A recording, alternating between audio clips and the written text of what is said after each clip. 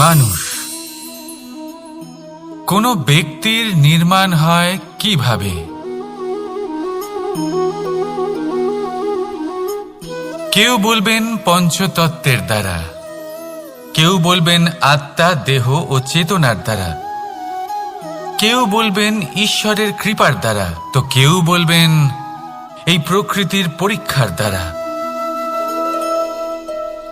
না, মানুষের নির্মাণ হয়ে থাকে বিশ্বাস দ্বারা। ব্যক্তি তখনই গড়ে ওঠেন যখন ব্যক্তিত্ব থাকে, ঠিক কিনা? আর ব্যক্তিত্ব তখনই হবে আর সেরকমই হবে যেরকম বিশ্বাস আপনি নিজের উপরে রাখবেন। যদি আপনি মনে করেন আপনি বিষের ন্যায় হবেন, তাহলে আপনি বিষাক্তই হবেন। যদি আপনি এটা মনে করেন যে আপনি অমৃতের ন্যায় হবেন, তাহলে আপনি অমরই হয়ে যাবেন। যদি আপনি নিজের উপরে বিশ্বাস রাখেন যে আপনি সংসারের সব থেকে উঁচু পর্বতের শিখরে পৌঁছতে পারবেন, তাহলে আপনি অবশ্যই পৌঁছবেন। যদি আপনার এরকম মনে হয় যে আপনি এরকম কখনো করতে পারবেন না, তাহলে এরকম কখনোই হবে না। ভেবে দেখবেন, বিশ্বাসের মধ্যেই বিশ্ব বাস করে থাকে, তো আপনার অস্তিত্ব কেন করবে না? যেমন বিশ্বাস আপনি নিজের উপরে রাখবেন, তেমনই আপনি হয়ে উঠবেন। সেই জন্য নিজের উপরে বিশ্বাস রাখুন, আর হ্যাঁ, ভালোবেসে বলুন রাধা রাধা। শত্রুতা। একজন মানুষ অন্য মানুষের সাথে শত্রুতা করে বসেন, দুজন ঘনিষ্ঠ বন্ধু। এমনও এক সময় আসতে পারে যখন এনারা একে অপরের শত্রু হয়ে ওঠেন। এর অনেকগুলো কারণ হতে পারে, কিন্তু মূল কারণ হলো আলোচনা। আগে হ্যাঁ, আপনি যদি কারোর বিষয়ে আলোচনা করেন তাহলে সে আপনার শত্রু হয়ে যেতে পারে। এবার মনে একটা প্রশ্ন আসতে পারে যে এটা কিভাবে সম্ভব হতে পারে? আলোচনা, এটা তো অত্যন্ত জরুরি। যদি আমি নিজের বন্ধুর খারাপ কাজের বিষয়ে আলোচনাই না করি, তাহলে সে শুধরবে কি করে? এ কথা সত্যি যে আলোচনা আবশ্যক, কিন্তু তার থেকেও বেশি গুরুত্বপূর্ণ এবং আবশ্যক হলো আপনার এই সিদ্ধান্ত। সিদ্ধান্ত এটাই যে আপনার এই আলোচনা কোন স্থানে করবেন। যদি এটা সবার সামনে করবেন ভাবেন, তাহলে তা অপমানও হয়ে যেতে পারে। যদি এটা আলাদাভাবে করেন, তাহলে তা পরামর্শ হয়ে যায়। অপমান কেউ স্বীকার করতে পারেন না, কিন্তু পরামর্শ সকলের ভালো লাগে।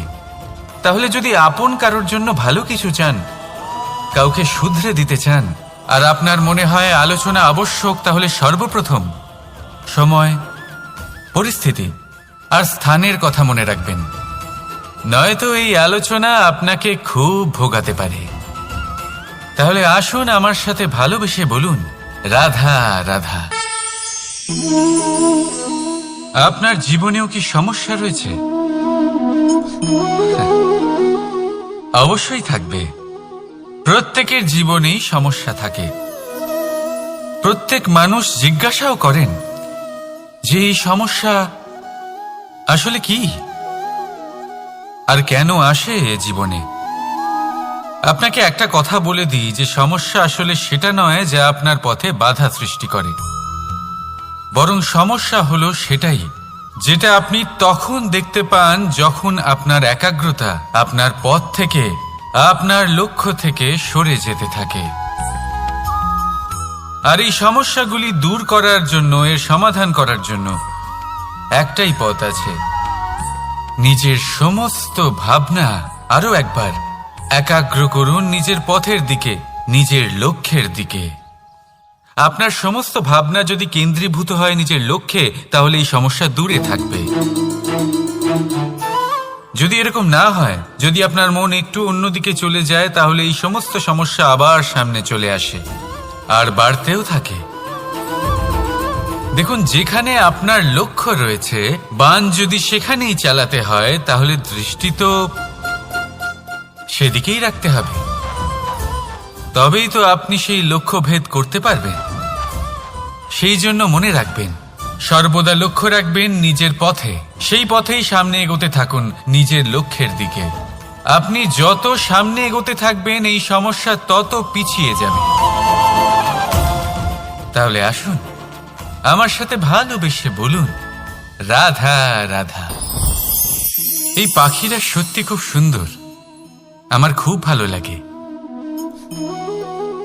আপনি নিশ্চয়ই শুনে থাকবেন যে কিছু পাখির কাছে ডানা অবশ্যই থাকে, কিন্তু উড়তে পারে না। তারা চায় উঁচু আকাশে উড়ে বেড়াতে এবং মেঘেদের সাথে কথা বলতে, করতেই পারে না। এবার এই সংসারেও পাওয়া যায় ঘুড়িও। এদের মধ্যে না জীবন আছে, না প্রাণ আছে, আর না আছে ডানা, কিন্তু এরা আকাশের সাথে কথা বলে, হাওয়ার বেগের সাথে কথা বলে, আনন্দ করে, উৎফুল্ল হয়ে ওঠে। আকাশে জীবনের কিছু মুহূর্ত কাটায়। তার কারণ কি হতে পারে? কারণ হলো সুতো। এই সুতো যদি সঠিক হাতে থাকে, তাহলে এই কাগজের তৈরি ঘুড়িও আকাশের উচ্চতায় উড়ে বেড়াতে পারে। এবার এই সুতো আসলে কি? এই সুতো হলো আসলে ভালোবাসা। এই সুতো হলো আসলে বিশ্বাসের। আর এটা আপনি দিয়ে থাকেন তাদের হাতে যাদের আপনি বিশ্বাস করেন, যাদের আপনি নিজের সর্বস্ব দিয়ে দেন। ভেবে দেখুন, এই ভালোবাসা আর বিশ্বাসের সুতো আপনি যদি সঠিক মানুষের হাতে দিয়ে দেন, তাহলে আপনি অনেক উচ্চতায় উঠতে পারবেন, আকাশের উচ্চতায় উড়ে বেড়াতে পারবেন, মেঘের সাথে কথা বলতে পারবেন, পাখিদের মতো উড়তে পারবেন, যা ইচ্ছে তাই করতে পারবেন।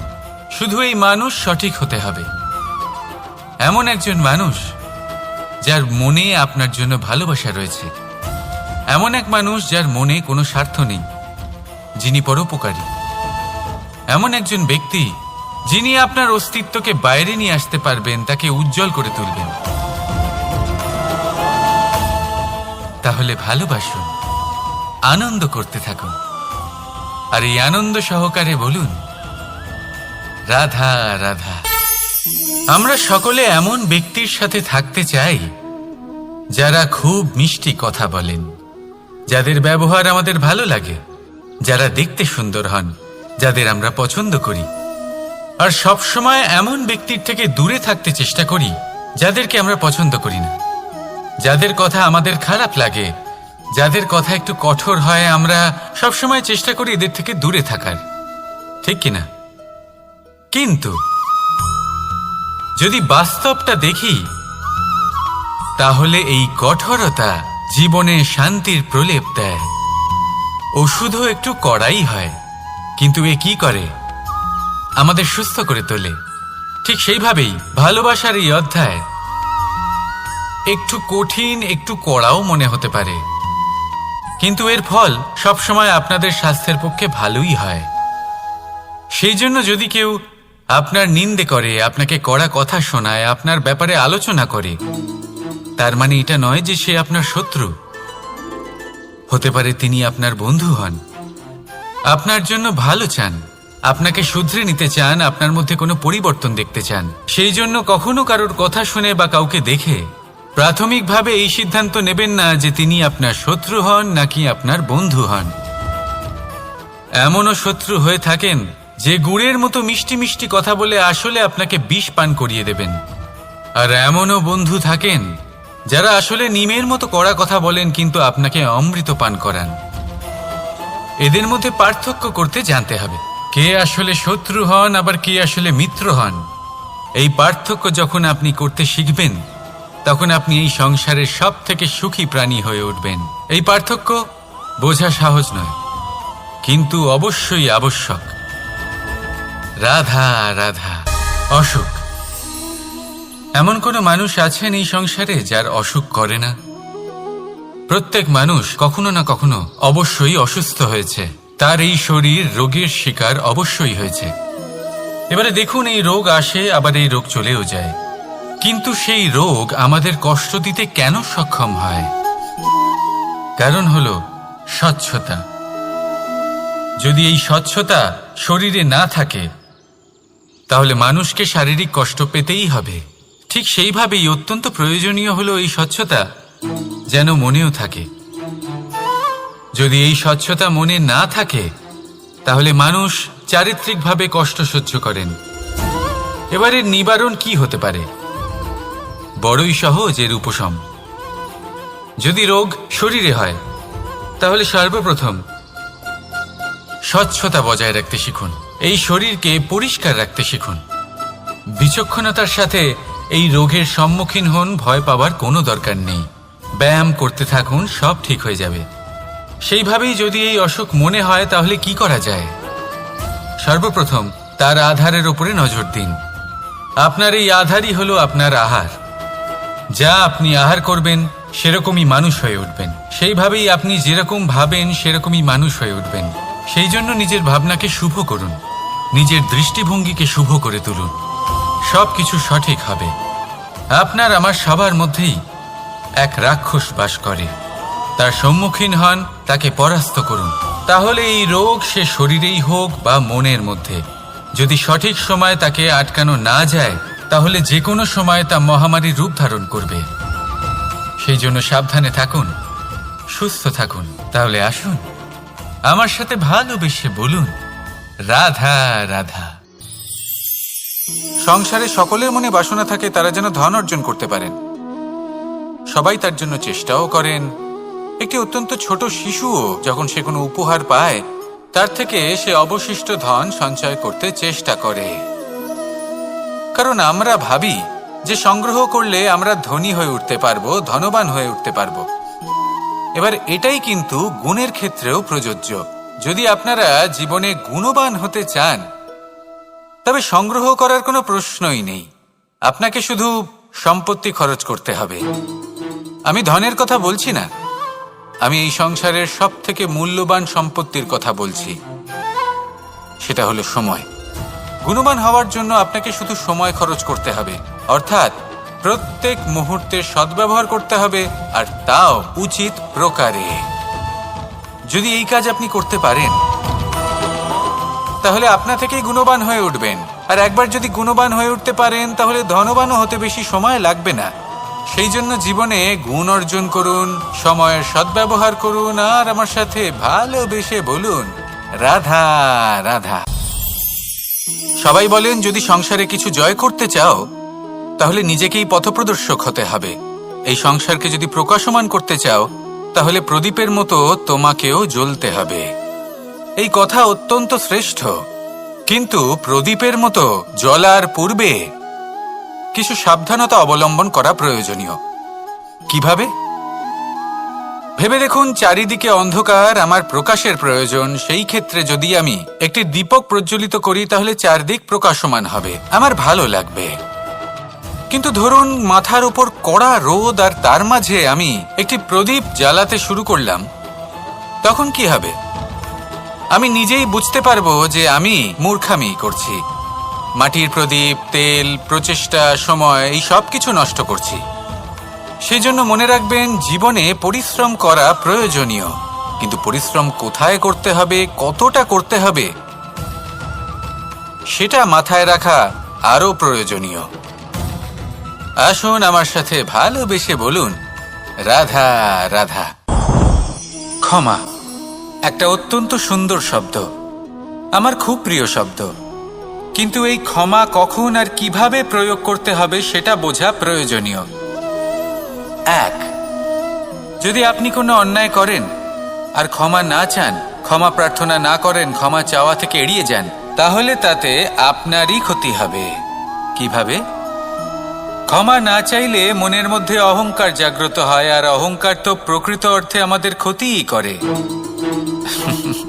দুই, কেউ যদি অপরাধ করেন, আপনার থেকে ক্ষমা না চান, তাহলে তাকে ক্ষমা করবেন না।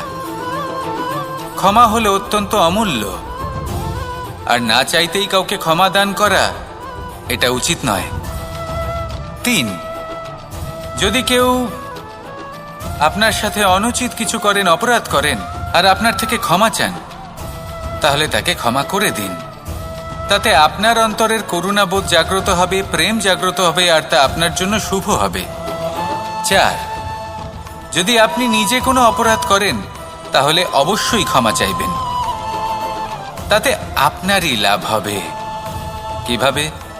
সামনের ব্যক্তি আপনাকে ক্ষমা করুক বা না করুক, আপনার অন্তরের অহংকার ক্ষীণ হবে, আর এই মন আরো নির্মল হয়ে উঠবে। এই ক্ষমা অত্যন্ত অমূল্য। ভেবেচিন্তে একে ব্যবহার করুন আর আমার সাথে ভালোবেসে বলুন, রাধা রাধা। আমি এখানে একা এই বনে বসে আছি, বাঁশি বাজাচ্ছি। কার জন্য? কে আছেন এখানে? কেউ নেই। আমার প্রজা, আমার রাজ্য, আমার পরিবার আমার থেকে অনেক দূরে আছেন। আমি এখানে একা এই বনে বসে এই আকাশের এই রঙের, গাছের এই সব ফলের, মাটির সুবাসের আনন্দ উপভোগ করছি। কেন? আমি হলাম দ্বারকাধীশ। এমন কি রাজকীয় বা ভৌতিক সুখ রয়েছে যে আমি ওখানে পেতে পারি না? সবকিছুই পেতে পারি, তাও এখানে বনে একা বসে আছি। কোন সুখ খুঁজে চলেছি? একা থাকার সুখ।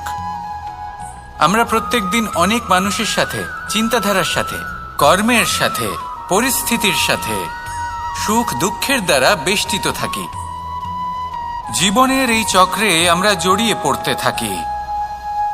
যতই আমরা এই সমস্যার সমাধান করি, আমরা ততই এতে জড়িয়ে পড়ি। আমরা এতটাই জড়িয়ে পড়ি যে যখন আমরা আয়নায় নিজেদের দেখি, তখন আমরা নিজেদের চিনতেই পারি না। এমন মনে হয় যেন আমরা নিজেদের হারিয়ে ফেলেছি। সেই জন্য প্রত্যেক দিন আপনি কিছু সময় নিজের সাথে কাটান একান্তে। এটা অত্যন্ত আবশ্যক। নিজের অস্তিত্বের গভীরে গিয়ে দেখতে শিখুন, নিজেকে বুঝুন। অদ্ভুত শান্তির অনুভূতি হবে। যেমন এই বায়ু, এই বৃক্ষ, এই পুষ্প, এই নিসর্গ, এদের মতো আপনিও কখনো একলা হতে শিখুন। কখনো নিসর্গের একটা অংশ হয়ে দেখুন। এই মন প্রসন্ন হয়ে বলবে, রাধা রাধা। বাহ! পুষ্পের সুবাস আমার খুব ভালো লাগে। অত্যন্ত সুন্দর হয় এই পুষ্প। এইভাবে চারিদিকে পুষ্প দেখে মন আনন্দিত হয়ে ওঠে। এবার আপনারা ভেবে দেখুন, আমার চারিদিকে পুষ্প নয়, আগুন আছে। তাহলে কি হবে? আমার শরীর কি জ্বলে যাবে না? অবশ্যই জ্বলবে। শরীরকে কি আগুনের তাপ সহ্য করতে হবে না? অবশ্যই সহ্য করতে হবে। এটাই হলো প্রকৃতির নিয়ম। এই নিয়ম কিন্তু আমরা সবাই জানি, কিন্তু আমাদের মধ্যে বেশিরভাগ মানুষ এই বিভ্রান্তি নিয়ে বাঁচি যে এই যে প্রকৃতির নিয়ম, তা আমার ওপর প্রযোজ্য নয়। তা কিন্তু নয়। আমাদের চতুর্দিকে এই যে নিসর্গ রয়েছে, আমরা তার কতটা ক্ষতি করি সেটা একবার ভেবে দেখুন। আমরা বনাঞ্চল জ্বালিয়ে দিই, বায়ু দূষিত করি, জল দূষিত করি, প্রাণীদের হত্যা আমরা করি। কেন? এই নিসর্গ আমরা নষ্ট করি, যদিও আমরা জানি যে আমরাও হলাম এই নিসর্গেরই অংশ। এবার দেখুন, শরীরের কোনো অংশে যদি আগুন ধরান, আস্তে আস্তে সমস্ত শরীরও জ্বলে যাবে। সেইভাবেই নিসর্গ যদি নষ্ট হয়ে যায়, তাহলে মনুষ্য জাতিও নষ্ট হয়ে যাবে। তাই এই যে নিসর্গ আপনি দেখছেন, নিসর্গ থাকে মানুষ থাকবে। যদি নিসর্গ থাকে তাহলেই জীবন থাকবে। আসুন আমার সাথে ভালোবেসে বলুন, রাধা রাধা। ওমা, এ কি? আমি কখন থেকে এখানে অপেক্ষা করছি, হাত পেতে দাঁড়িয়ে রয়েছি যাতে একটা ফল আমার হাতে এসে পড়ে এবং সেটা আমি খেতে পারি। কখন থেকে অপেক্ষা করছি, কিন্তু সেটা হচ্ছেই না। এবার আপনি বলবেন যে এসব কি বলছি, এ কি অদ্ভুত কথা বলছি। যদি ফল খেতে হয় তাহলে আমাকে বৃক্ষে চড়তে হবে, ফলের কাছে পৌঁছতে হবে, তবেই তো ফল পাবো। এবার এটা অত্যন্ত সহজ ব্যাপার। কিন্তু এই বিষয়টা আপনি নিজের জীবনের প্রসঙ্গে ভেবে দেখুন। লক্ষ্য কোথায় আছে আপনি জানেন, সেই লক্ষ্যে পৌঁছানোর পথ কি সেটাও আপনি জানেন, সেই পথে চলার ক্ষমতাও আপনার রয়েছে, কিন্তু তাও আপনি নিজের লক্ষ্য লাভ করতে পারছেন না। কেন? কারণ আপনি অপেক্ষা করছেন যে লক্ষ্য আপনার সামনে চলে আসবে, কিন্তু তা হয় না। লক্ষ্য সে যাই হোক না কেন, ধন হোক, প্রেম হোক, কোনো সম্মান হোক বা মোক্ষ হোক, যদি আপনি তার দিকে অগ্রসর না হন তাহলে ফল প্রাপ্তি অসম্ভব ব্যাপার, তা কোনোদিনই হবে না। সেই জন্য আপনার চোখের সামনে আপনি যদি নিজের লক্ষ্যকে দেখতে পান তাহলে উঠুন এবং সেই দিকে অগ্রসর হতে শুরু করুন। নিজের অন্তরের সকল অশুভ গুণ দূর করুন, অলসতা ত্যাগ করুন, অজ্ঞানতা ত্যাগ করে দিন এবং চলতে থাকুন। অবশ্যই মনোবাঞ্ছিত ফল লাভ করতে পারবেন। মনে রাখবেন, চলতে থাকলে তবেই লক্ষ্য প্রাপ্তি হবে। অপেক্ষার দ্বারা শুধুমাত্র মৃত্যু লাভ হবে। আসুন আমার সাথে ভালোবেসে বলুন, রাধা রাধা। আমি দ্বারকাধীশ এবং আমার সভাতে বিভিন্ন সময় বিভিন্ন ধরনের মানুষ আসেন, নিজেদের দাবি নিয়ে, নিজেদের ইচ্ছে নিয়ে। কখনো কেউ ভোজন চান, আবার কখনো কেউ ওষুধ, কখনো কেউ বস্তু চান, কেউ আবার চান বস্ত্র। কারোর জ্ঞান চাই, কারোর ধন চাই, আবার কারোর বাসস্থান।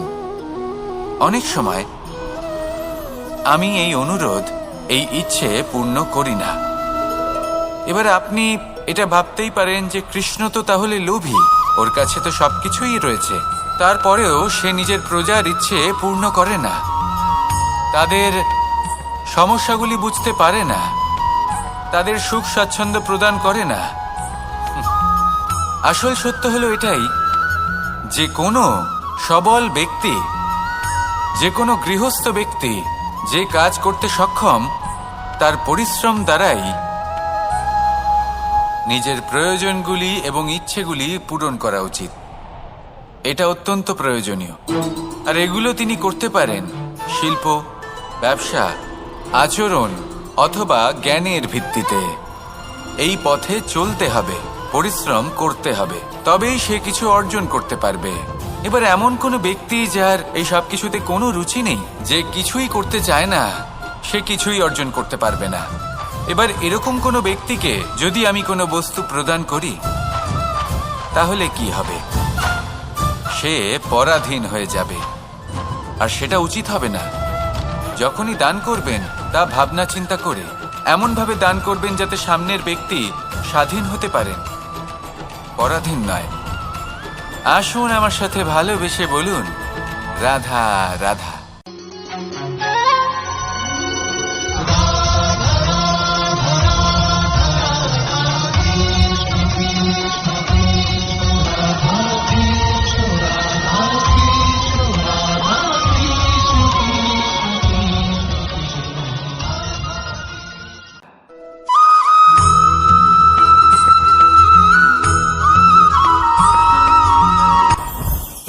জীবনে কিছু শেখা অত্যন্ত গুরুত্বপূর্ণ।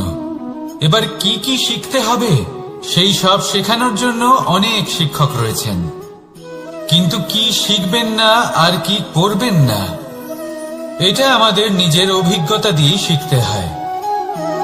কিন্তু তার মানে এটা নয় যে যদি আপনাকে শিখতে হয় যে আগুনের তাপ কতটা, আপনাকে আগুনের মধ্যে হাত দিতে হবে।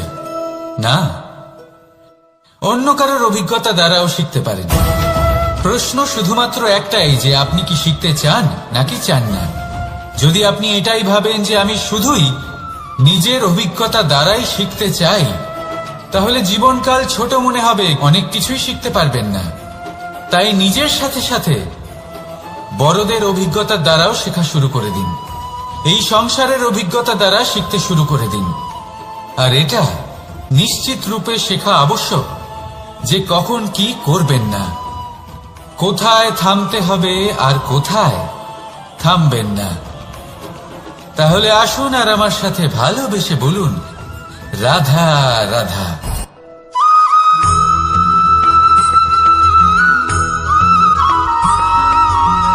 এই সংসারে সব থেকে বেশি কোমল বস্তু হলো রেশম। এই রেশম এতটাই কোমল হয় যে এর পুরো একটা থান শুধুমাত্র একটা হাতে ধরা সম্ভব। কখনো ভেবে দেখেছেন এই রেশম কিভাবে হয়? একটি কীট তার লালার দ্বারা উৎপন্ন হয়। এই কীট সেই রেশমকে পাক দিতে থাকে, পাক দিতেই থাকে আর আস্তে আস্তে তার মধ্যেই জড়িয়ে পড়ে। শেষে ওর এই সুন্দর অমূল্য সৃষ্টি রেশমের এই সুতো তার নির্মাণ কার্য পূর্ণ হয়, কিন্তু তাতেই ও নিজে বন্দী হয়ে যায়। নিজেরই মায়াজালের এই বন্দী গৃহে নিজেই ফেঁসে যায়। এবার এই সুতোকে ব্যবহারযোগ্য করে তোলার জন্য এই কীটগুলিকে এই কবচের সাথেই ফুটন্ত জলে ফেলে দেওয়া হয়। এই সংসারে যদি আমাদের স্বপ্ন এই সংসারের দুঃখ হরণ করার জন্য, এই সংসারে সুখ বিতরণ করার জন্য হয়, তবেই আমাদের প্রগতি সম্ভব।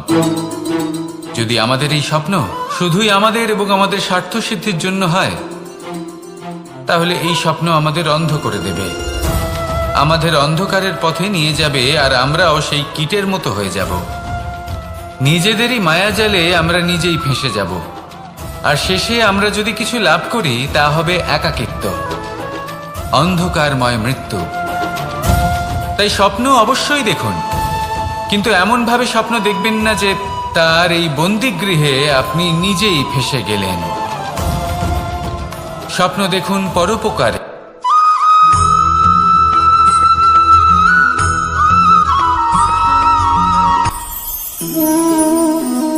শক্তি এক অত্যন্ত বিচিত্র বস্তু, বা বলতে পারেন অনুভূতি। পিতা সবসময় চান যেন তিনি তার শক্তি পুত্রকে। আসুন আপনাকে সহজে বোঝাই। যদি আপনি সুপাত্র হন আর আপনাকে শক্তি দেওয়া হয়, তাহলে আপনি সেই শক্তির গুরুত্ব বুঝবেন, কোথায় সেই শক্তি প্রয়োগ করা উচিত সেটা বুঝবেন। আর এটা যেহেতু অর্জন করা শক্তি হবে, সেই শক্তির অপব্যবহার হবে না। কিন্তু যদি এই আপনি কুপাত্র হন আর যদি আপনাকে এই শক্তি দেওয়া হয়, তাহলে কি হবে? দেখতে গেলে এই শক্তি আপনি দান হিসেবে পেয়েছেন, তাই না আপনি এই শক্তির গুরুত্ব বুঝবেন আর না এর প্রয়োগ আপনি জানবেন। তার অপব্যবহার হওয়া সুনিশ্চিত। তাই যদি আপনি কোনো শক্তি অর্জন করতে চান, তাহলে আগে তার যোগ্য হয়ে উঠুন, পুত্র নয় পাত্র হয়ে উঠুন। আর আমার সাথে ভালোবেসে বলুন, রাধা রাধা।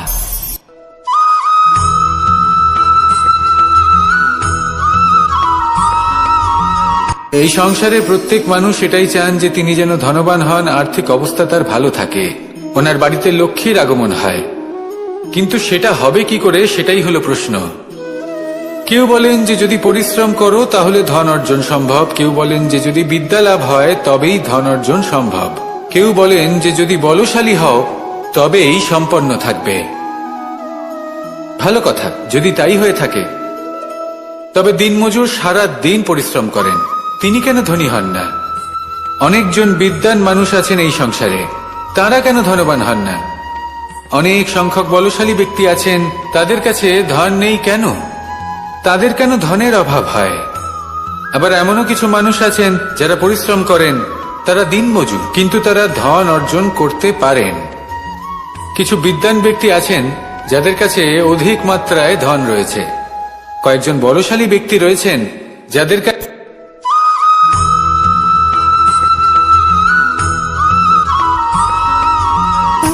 সুখ, দুঃখ এবং শক্তি, এই তিন হলো এই সংসারের ত্রিদেবের মতো। আমাদের জীবনে যা কিছু ঘটছে এই তিনটির ভিত্তির উপরেই হচ্ছে। আসলে এই সংসারের একটা নিয়ম আছে, যখনই আপনি কিছু লাভ করেন, এই সংসার আপনার পরীক্ষা নেয়। এটা জানার জন্য আপনার পরীক্ষা নেয় যে আপনি যা কিছুই লাভ করেছেন, আপনি কি আদৌ সেটার যোগ্য কিনা। ঠিক সেইভাবেই এই সুখ, দুঃখ এবং শক্তি আপনার পরীক্ষা নিয়ে থাকে। যখন সুখ আসে তখন সে আপনার পরীক্ষা নেয় যে আপনার মধ্যে অহংবোধ জাগ্রত হয়নি তো। যদি অহংবোধ চলে আসে তাহলে সুখ সেখানেই সঙ্গ ত্যাগ করে। দুঃখ আপনার ধৈর্যের পরীক্ষা নিতে থাকে, আর যদি আপনার মধ্যে ধৈর্য না থাকে তাহলে এটা আপনাকে আরো বেশি দুঃখের গভীর অন্ধকারে ঠেলে দেবে। সেখানে শক্তি পরীক্ষা নেয় আপনার বিনম্রতার। যদি আপনি বিনম্র না হন তাহলে হয় এই শক্তি আপনার সঙ্গ ত্যাগ করবে, নয় এই শক্তি বিনম্রতার অভাবে আপনার পতনের কারণ হতে পারে। এই সংসারে যে কোনো ব্যক্তি যিনি এই পরীক্ষায় উত্তীর্ণ হয়ে থাকেন, এই জীবনে তিনি সাফল্য লাভ করেন। আসুন আমার সাথে ভালোবেসে বলুন, রাধা রাধা।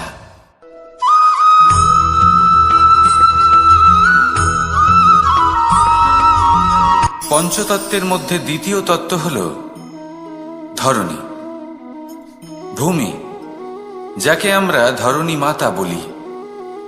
এই ধরণী ধৈর্য ধারণ করে, আর এর ওপরেই আমাদের সমগ্র সংসার নির্ভরশীল। কারণ এই ভূমি সহ্য ক্ষমতা রাখে, এর সহ্য ক্ষমতা হল অপরিসীম। সন্তান যতই আঘাত প্রদান করুক না কেন, প্রেম পূর্বক সহ্য করে, আর তার বদলে অমূল্য রত্ন প্রদান করে। সন্তান যদি হাল চালায় তাহলে তার বদলে তাকে অন্ন প্রদান করে। এটাই হলো ধরণী। এবার এর থেকে আমরা কি শিক্ষা পেতে পারি? এটাই যে কারোর জন্য কিছু করা বা কাউকে কিছু দেওয়া মনে কোনো কামনা ছাড়াই। আর এই কথাটা বুঝে যান, যদি কারোর জন্য কামনা না রেখে বা কোনো পাওয়ার আশা না রেখে কারোর জন্য কিছু করেন বা কারোকে কিছু দেন, যদি এটা আপনি শিখতে পারেন তবে আপনি ভালোবাসতে শিখে গেছেন। আর সেই জন্যই এই ধরিত্রীকে মাতা বলা হয়। কারণ মাতা শুধু উনি নন যিনি গর্ভে সন্তানকে ধারণ করেন, মাতা তো উনিও যিনি জীবন বাঁচতে শেখান, যিনি জীবন বাঁচার উদাহরণ প্রদান করেন। তাহলে ধরণীর থেকে এই নিঃস্বার্থ ভাব শিখুন, নিঃস্বার্থ ভালোবাসা শিখুন, আর এই ভালোবাসার সাথেই বলুন, রাধা রাধা।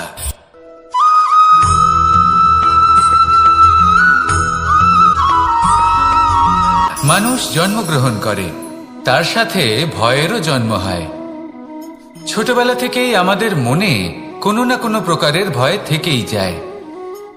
কেউ এই বিষয়ে ভয় পায় যে তার কোনো বস্তু তার থেকে দূরে চলে যাবে, কেউ এই বিষয়ে ভয় পায় যে আমি নিজেকে হারিয়ে ফেলব, কেউ এই ভেবে ভয় পায় যে আমার প্রিয়জনেরা তারা যেন আমার থেকে দূরে না চলে যায়, কেউ এই ভেবে ভয় পায় যে আমরা যেন পথ না হারিয়ে ফেলি, আদি ইত্যাদি। কিন্তু সত্যি কথা বলতে ভেবে দেখুন, এই ভয় বাস্তবে কি? শুধুই একটা মনস্থিতি, আর কিছুই নয়। যা কিছু আপনি জীবনে পেয়েছেন তা একদিন আপনাকে হারাতে হবে। এই জীবন হলো আপনারই, কিন্তু তাও একদিন সমাপ্ত হবে। তাই ভয় পেয়ে কি লাভ? এই ভয় শুধু আপনাকে জীবন যাপন করা থেকে বাধা দিচ্ছে, আর কিচ্ছু নয়। পথ হারিয়ে ফেললেই বুঝতে পারবেন যে নতুন পথ কিভাবে বানাতে হয়। কিছু মানুষকে জীবন থেকে হারালে তবেই আপনি বুঝবেন যে আপনার আপনজনকে। এই ভয়ের কারণে ভীত হয়ে থাকবেন না। এই তারা নক্ষত্র অন্ধকারের অভাবে গুরুত্ব হারায়। শিবকেও মহাদেব হওয়ার জন্য বিষপান করতে হয়েছিল। প্রত্যেক পরিস্থিতি, প্রত্যেক সাফল্য আপনার পরীক্ষা নেবে, তাতে উত্তীর্ণ হওয়া হলো আপনার কর্ম। যখনই আপনি ভয় পাবেন বা সংকটের সম্মুখীন হবেন, তখন সাহসের সাথে তার সম্মুখীন হন। মনে রাখবেন, যে সম্মুখীন হতে জানে সাফল্য তার সাথে সবসময় থাকে। আসুন আর আমার সাথে ভালোবেসে বলুন, রাধা রাধা।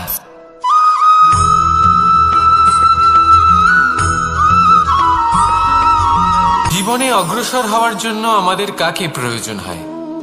মাতা পিতা, বন্ধু, প্রেম, সাহায্য, অর্থ, পরিশ্রম, আশা।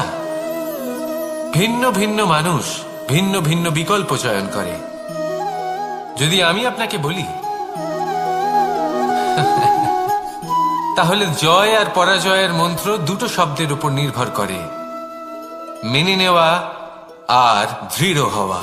যদি মেনে নেন তাহলে হেরে যাবেন, যদি দৃঢ় হন তাহলে নিশ্চিত রূপে জয়ী হবেন। যদি কখনো আপনি ক্লান্ত হয়ে ওঠেন, আপনি দুঃখী হন, পুরোপুরি ভেঙে পড়েছেন, তখন মেনে নেবেন না যে আপনি ভেঙে পড়েছেন, নয়তো হেরে যাবেন। তখন উল্টে স্থির করবেন যে যাই হয়ে যাক না কেন আমি জয়ী হবই। আর আপনি দেখবেন যে জয় নিশ্চিত রূপে আপনার কাছেই আসবে। তাহলে এই কথা মনে রাখবেন আর আমার সাথে ভালোবেসে বলবেন, রাধা রাধা।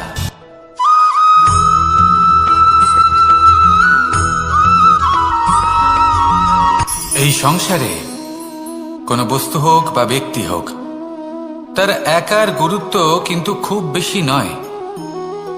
একটা উদাহরণ হিসেবে বৃষ্টির ফোঁটাকে ভেবে দেখুন।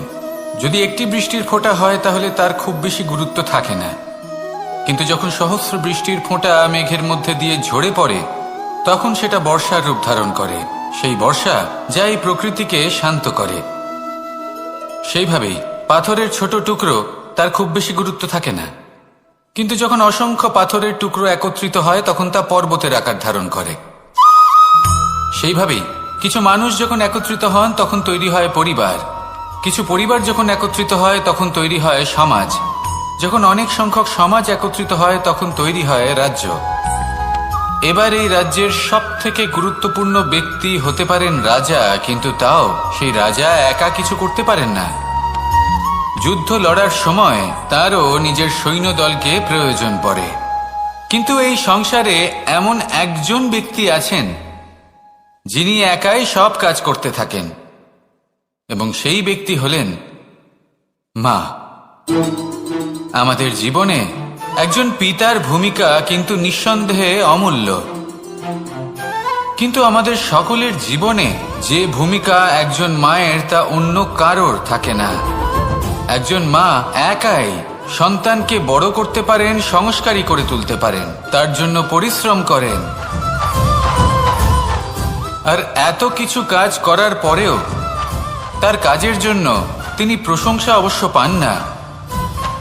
উল্টে যদি সেই সন্তান অনুচিত পথে চালিত হয়, অনুচিত কর্ম করে, তখন সেই মাকেই অপবাদের পাত্র হয়ে উঠতে হয়।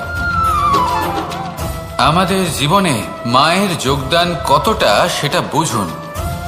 আপনাকে বড় করে তোলার জন্য উনি কতটা পরিশ্রম করেছেন সেটা বুঝুন।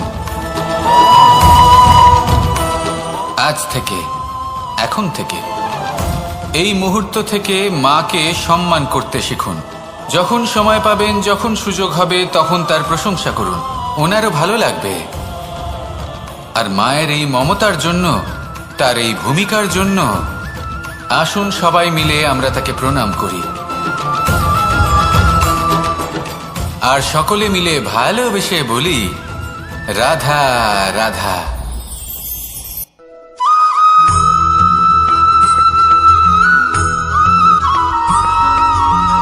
এই সংসারের সব থেকে গুরুত্বপূর্ণ তত্ত্ব কোনটা? প্রথম হলো সময়। জন্ম থেকে মৃত্যু পর্যন্ত এই যে সময়, এটাই তো হলো জীবন। দ্বিতীয় হলো জীবন, যাতে আমরা সময়ের সদ্ব্যবহার করি, শ্রেষ্ঠ থেকে শ্রেষ্ঠতর কাজ করার চেষ্টা করি। বহু বছরের এই পরম্পরা, এই সংস্কৃতিকে এগিয়ে নিয়ে যাওয়ার চেষ্টা করি। এই সংসারে আমরা অংশগ্রহণ করতে চেষ্টা করি। তৃতীয় হলো ধন, সেই ধন যা প্রত্যেক ব্যক্তি অর্জন করতে চেষ্টা করেন। এবার এই তিনটি তত্ত্বের মধ্যে একটা সামঞ্জস্য আছে, সমান ব্যাপার আছে। সে ধনই হোক বা সময় হোক বা হোক জীবন। আর সেই সমান ব্যাপার হলো যে যদি আপনি এটা গণনা করতে থাকেন তাহলে তা কমতে থাকে, যদি আপনি এটা ব্যবহার করেন তাহলে তা বাড়তে থাকে। একে সংগঠিত করে রাখতে চেষ্টা করলে এ হাত থেকে ফসকে যায়, কিন্তু যদি আপনি একে সামলে রাখতে শিখে যান তাহলে এমন কাজ করবেন যাতে সংসারের সাথে সাথে পরবর্তী প্রজন্ম লাভবান হবে। যদি কিছু শিখতে চান তাহলে সামলাতে শিখুন, গণনা করা বা সংগঠিত করা নয়। আসুন আর আমার সাথে ভালোবেসে বলুন, রাধা রাধা।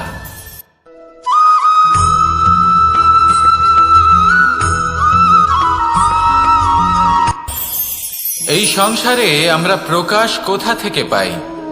এর উত্তর বড়ই সরল। ভোরে যখন সূর্যোদয় হয় তখন প্রকাশের কিরণ আমাদের ঘরে এসে পৌঁছয়। এইভাবেই আমরা প্রকাশ লাভ করি।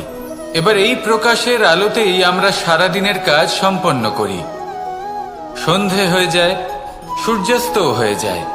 আর আমাদের ঘর যাতে অন্ধকার না হয় তার জন্য আমরা একটা প্রদীপ প্রজ্বলিত করি। এটাই ঘটে আমাদের জীবনেও।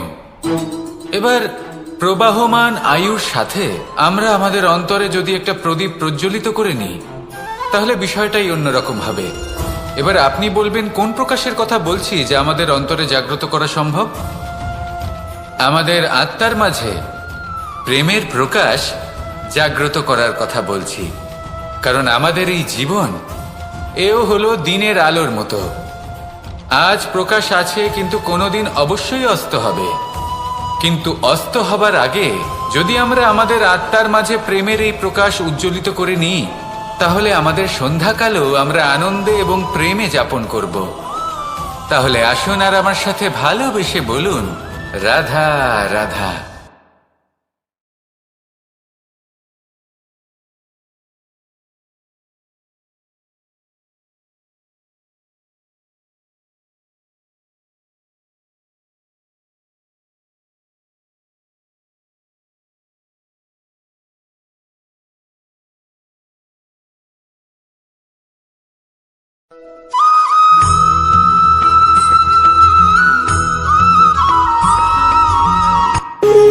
যখন মানুষের মৃত্যু হয় তখন কি হয়? অনেক সংখ্যক মানুষ শোক পালন করতে চলে আসেন। যে ব্যক্তি মৃত্যু লাভ করেছেন তার অনেক বস্তু থাকে যেগুলো তার প্রিয়, যেগুলো তিনি ব্যবহার করেছেন। তার শয্যা, তার বস্ত্র, তার আভূষণ সবকিছু তার থেকে বিচ্ছিন্ন করা হয় এবং খালি হাতে তাকে শ্মশানের উদ্দেশ্যে রওনা করা হয়। আমি আপনাকে এই প্রশ্ন করতে চাই, আপনি এই সংসারে কি অর্জন করেছেন? ধন সম্পত্তি, বস্ত্র, আভূষণ, এই সব কিছু যে আপনি অর্জন করেছেন আপনার মৃত্যুর পরে তা আপনার থেকে দূর হয়ে যাবে। এর উত্তর হলো একটাই, আপনার কর্ম। শুধু সেটাই আছে যা একান্ত আপনার, আর শুধু সেটাই এই সংসার থেকে চলে যাওয়ার পরেও সংসারেই জীবিত থাকবে। যদি আপনি দুষ্কর্ম করেন তাহলে এই সংসার আপনাকে একটি অনুচিত উদাহরণ হিসেবে মনে রাখবে যে এই ব্যক্তি খুব পাপী ছিল, অনুচিত কর্ম করতেন। যে পথে তিনি চলেছেন সেই পথে কারোর চলা উচিত নয়। সেখানেই যদি আপনি সৎকর্ম করেন তাহলে সংসার চিরকাল এটাই বলবে যে খুব ভালো মানুষ ছিলেন, সবাইকে ভালোবাসতেন, সবাইকে সাহায্য করতেন, আমার খুব প্রিয় মানুষ ছিলেন। এটাই হলো শ্রেষ্ঠ কর্ম। সেই জন্য জীবনে শুধুমাত্র ধন সম্পত্তি, আভূষণ এই সব অর্জন করতে গিয়ে নিজের মনোনিবেশ করবেন না। শ্রেষ্ঠ কর্ম করুন। সংসার থেকে চলে যাওয়ার পরেও এই কর্মই এই সংসারে আপনাকে জীবিত রাখবে। আসুন আমার সাথে ভালোবেসে বলুন, রাধা রাধা।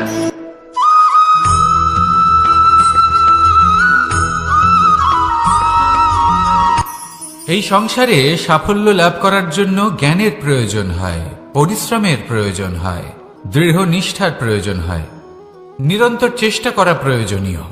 কিন্তু আরো কিছু আছে যা অত্যন্ত প্রয়োজনীয় এবং গুরুত্বপূর্ণ। তা হলো ভালো বন্ধু। তাদের থাকা অত্যন্ত প্রয়োজনীয়। যদি ভালো বন্ধু থাকে তাহলে সময় এলে তারা ঢাল হয়ে আপনাকে সুরক্ষা করবেন। সময় এলে অস্ত্রের মতো শত্রুকে সংহারও করবেন। যদি তিনি জ্ঞানী হন, তাদের মধ্যে সদ্গুণ থাকে, তাহলে এই সব গুণ আপনার মধ্যেও প্রবেশ করবে। তাহলে সাফল্যের জন্য ভালো বন্ধু পাওয়া অত্যন্ত প্রয়োজনীয়। কিন্তু শুধু বন্ধু কেন, ভালো শত্রুও থাকা প্রয়োজনীয়। এবার আপনি ভাববেন, এ আমি কি বললাম? যদি আপনার জীবনেও ভালো অর্থাৎ শক্তিশালী শত্রু থাকে তাহলে আপনিও শক্তিশালী হতে থাকবেন। এই শত্রু আপনাকে প্রেরিত করবে আরো বেশি শক্তিশালী হয়ে ওঠার। কখনো কোনো হরিণকে দেখুন, তীব্র গতিতে দৌড়তে থাকে। কেন তীব্র গতিতে দৌড়য়?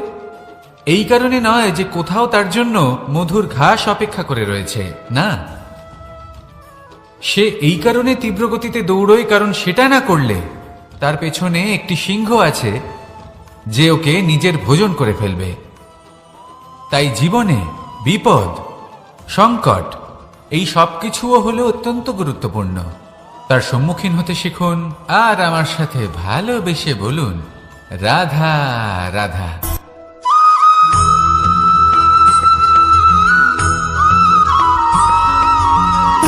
সুখ, দুঃখ এবং শক্তি, এই তিন হলো এই সংসারের ত্রিদেবের মতো।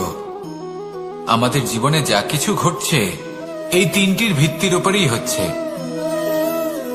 আসলে এই সংসারের একটা নিয়ম আছে, যখনই আপনি কিছু লাভ করেন এই সংসার আপনার পরীক্ষা নেয়।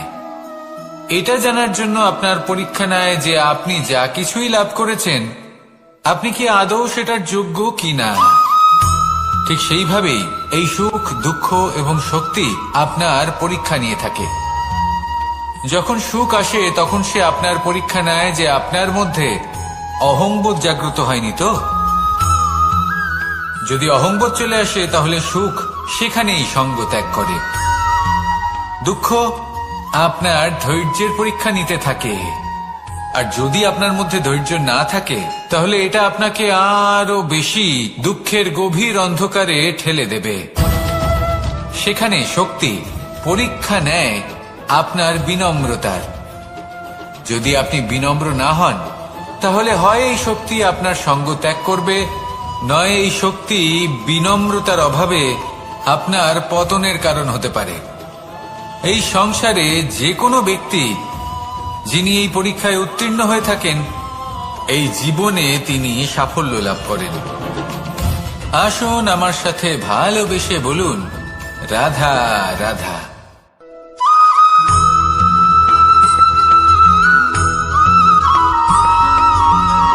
পুরুষার্থ। শাস্ত্রে 4 ধরনের পুরুষার্থের কথা বলা হয়েছে। প্রথম হলো ধর্ম। আপনি কি জানেন এই ধর্ম আসলে কি? আপনার কি মনে হয় ধর্ম আসলে কি? কোনো বিশেষ ঈশ্বরকে মানাই কি ধর্ম বলা হয়, নাকি কোনো বিশেষ রীতি পালন করাই হলো ধর্ম, নাকি কোনো বিশেষ সাহিত্যকে সর্বশ্রেষ্ঠ মনে করাই হলো ধর্ম? না, ধর্ম হলো সেটা যাকে ধারণ করা যেতে পারে, আর ধারণ শুধু সেটাই করা যায় যা পবিত্র। পবিত্র শুধু তাকেই বলা হয় যা নিঃস্বার্থ, যার মধ্যে শাসন করার কোনো ইচ্ছে নেই, যা সরলভাবেই প্রবাহমান, জল এবং বায়ুর মতো।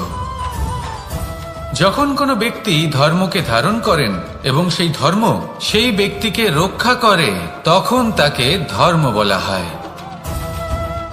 ধর্ম যা রক্ষা করে অহংকার থেকে, খারাপ চিন্তার হাত থেকে। সেই জন্য পুরুষার্থ গড়ে তোলার আগে, ধর্ম পালন করার আগে ধর্মের প্রকৃত অর্থ কি সেটা বুঝে নিন। এটা জেনে রাখুন যে সমস্ত ধর্মের আধার, সমস্ত ধর্মের ভিত শুধুমাত্র ভালোবাসা। আসুন আর এই ভালোবাসার সাথেই বলুন, রাধা রাধা।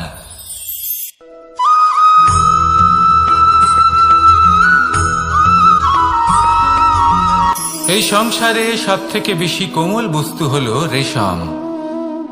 এই রেশম এতটাই কোমল হয় যে এর পুরো একটা থান শুধুমাত্র একটা হাতে ধরা সম্ভব। কখনো ভেবে দেখেছেন এই রেশম কিভাবে হয়? একটি কীট তার লালার দ্বারা উৎপন্ন হয়। এই কীট সেই রেশমকে পাক দিতে থাকে, পাক দিতেই থাকে, আর আস্তে আস্তে তার মধ্যেই জড়িয়ে পড়ে।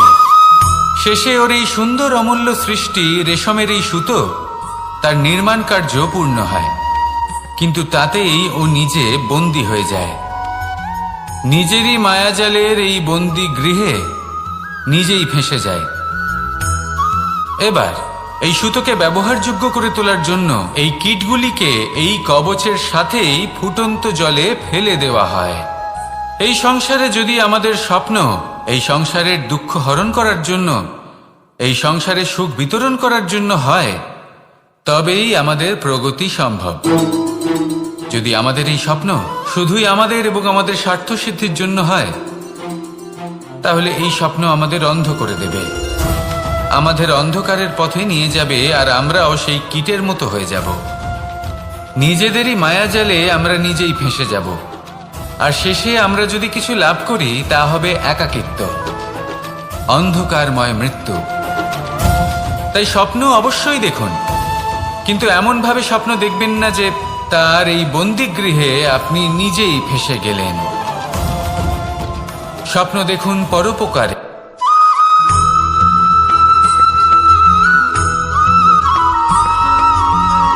কেউ বলে জীবন খুব ক্ষণস্থায়ী, কেউ বলে জীবন হলো একটা সুন্দর স্বপ্নের মতো, আবার কেউ বলবে জীবন হলো এক কঠোর সত্য।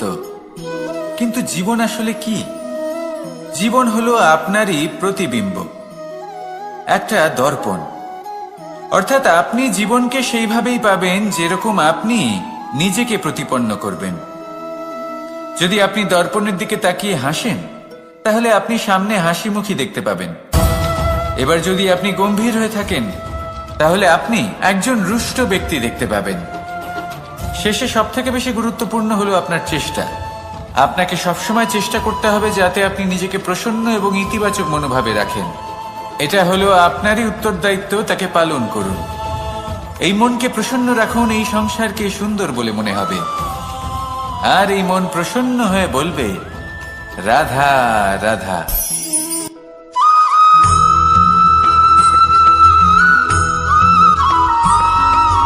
জীবনে যখন কোনো ব্যক্তি নিজের লক্ষ্য প্রাপ্তির জন্য নিরন্তর পরিশ্রম করতে থাকেন, চেষ্টা করতে থাকেন, তখন তিনি কষ্ট অনুভব করেন, কখনো শারীরিক কষ্ট, কখনো মানসিক কষ্ট। এবার উনি এটা ভাবতে থাকেন যে আমি কি উচিত করছি নাকি অনুচিত করছি। কারণ অন্যদিকে এমন একজন ব্যক্তিও আছেন যিনি একদমই পরিশ্রম চেষ্টা করছেন না।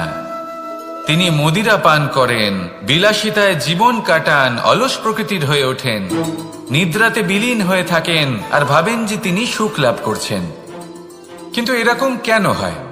কারণ যখন আমরা সৎ পথে থাকি, উচিত পথে চলি, লক্ষ্য প্রাপ্ত করার জন্য চেষ্টা করতে থাকি, তখন আমাদের ভেতরে থাকা নেতিবাচক শক্তি এবং পাপ এই দেহকে ত্যাগ করে দেয়। আর এই অনুভূতিটাই আমাদের দুঃখের অনুভূতি দেয়, কষ্ট দেয়। এবার সেখানে যদি আমরা কুপথে চলি, অনুচিত পথে চলতে থাকি, তাহলে আমাদের ভেতরে থাকা পুণ্য এবং ধনাত্মক শক্তি আমাদের দেহ ত্যাগ করে দেয়। আর এই অনুভূতির কারণেই আমরা সুখ অনুভব করি। কিন্তু কখনো ভাববেন যে এই সুখ বেশি সময় পর্যন্ত থাকে না। সেই জন্য সবসময় মনে রাখবেন, যদি আপনি জানেন যে এটাই আপনার লক্ষ্য, এটাই উচিত পথ, শুভ পথ, তাতে নিরন্তরভাবে এগিয়ে যেতে চেষ্টা করতে থাকুন। এই কষ্ট আপনাকে সুখের পরাকাষ্ঠায় কখন পৌঁছে দেবে তা আপনি জানতেই পারবেন না। আসুন আমার সাথে ভালোবেসে বলুন রাধা রাধা।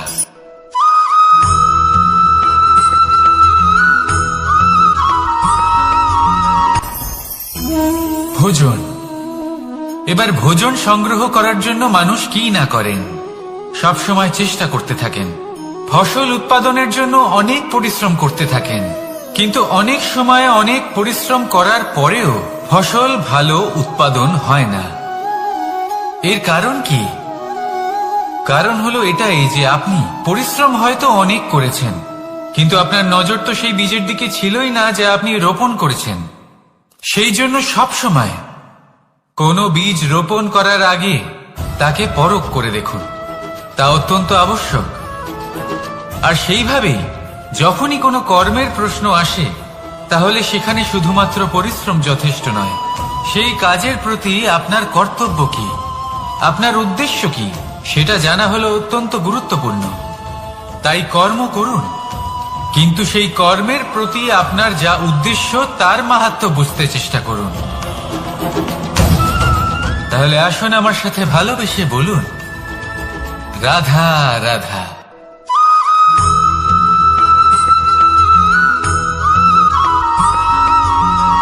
পিতা আর পুত্রের সম্পর্ক অত্যন্ত মধুর হয়ে থাকে। পিতা স্বপ্ন দেখেন, তাকে পূর্ণ করার সকল সম্ভাব্য চেষ্টা করেন, কিন্তু তাও অনেক সময় ওনার স্বপ্ন অপূর্ণ থেকে যায়। তখন পিতা ভাবেন যে স্বপ্ন উনি পূর্ণ করতে পারেননি, ওনার সন্তান তা অবশ্যই পূরণ করবে। যে স্থানে উনি কখনো পৌঁছতে পারেননি, সেই স্থানে ওনার পুত্র অবশ্যই পৌঁছবে। পিতা নিজের সন্তানের ভবিষ্যৎ নিয়ে সেই স্বপ্ন দেখেন, আর যখন সেই সন্তান সামনে